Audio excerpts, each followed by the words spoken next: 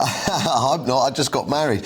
Parents going through a divorce could soon be given time off work under a new scheme backed by Tesco's, Adstar and NatWest. I like this. Parents going through a divorce could soon be given time off work under new schemes. Bosses will change HR policies to basically give them a little bit of time if they're getting divorced. And my take on this is it's a very stressful time. I think divorce, especially for men, given the circumstances and how they can be left, and can lead to suicide and really bad mental health problems, which is a massive problem for men in the UK. And this might ease the burden a little bit, and plus a bit of time off work means she's going to get less cash anyway at the end of it. So it's a win-win. I mean, I do think this is a really good idea. I mean, I think people have kind of underestimated when your life partner leaves you, when that ends. Yeah, it is like a bereavement. Like, it can be worse. Yeah, so here's the problem, though. I was watching a debate on this before, and one side was saying, no, they should get back to the work, they're being lazy or whatever. The other side was saying, let's be more caring, they should have time off. What both are missing is that if divorce is so harrowing, which I believe it is, and people kill themselves, especially men, then why have we made it so easy in society? Why have we invented no-fault divorce? Because, Nick, staying together in a loveless marriage is equally harrowing. That's No. But in the past, Andrew, we made it harder.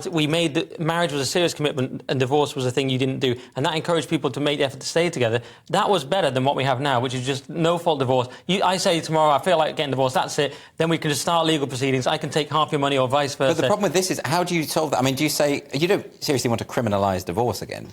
You know what I mean? I don't want to criminalise it. I want to discourage it. So you want it to be sort of like a taboo? No, we introduced no-fault divorce. There has to be some fault in a divorce. You can't just... You don't enter into some sort of contract, then you can just get out of it for no reason. Are you married?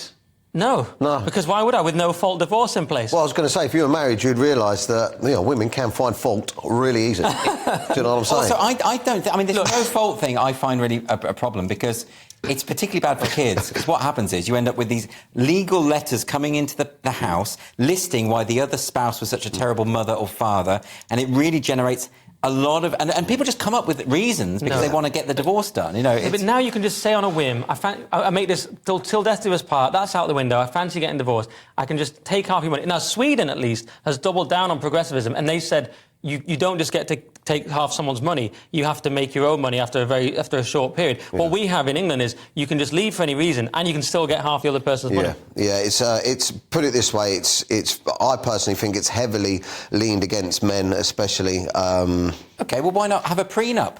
Like they're not legally enforceable. They don't really. I actually looked into this myself personally. They don't. But they don't. They're not very good. It all comes down to the judge at the end of the day as well. And plus, you both partners have to have equal legal advice. You'd have to pay for legal advice for yourself and her, and then that means that you've paid for someone else to give her legal advice. It's very complicated. They're legally enforceable in like some states in America. They're not in England.